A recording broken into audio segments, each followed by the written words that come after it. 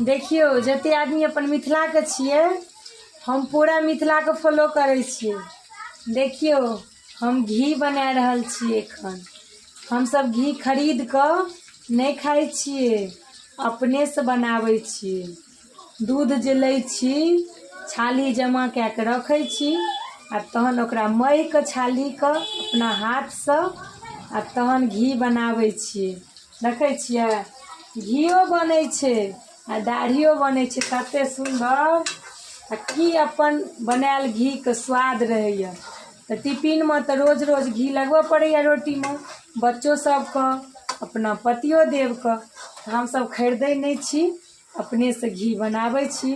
एना अहाँ सब के सब घी बना के अपने से खाई छी जरूर बतायब कमेंट में। देखे छिए ई दाढ़ी छिए, देख लियो। देखलिए घी हम बना रहल छी। हम असल मिथिला के छी, मिथिलानी। जते चीज गाँव में बने छै ना, हम सब चीज एतऽ बना ले छिए।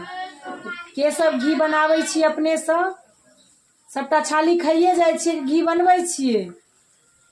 खा नहीं जाओ छाली, घी बनाओ। अपन हाथक बनायल घी बच्चा सब के टिफिन में दियो, ओ स्वादिष्ट होय छै।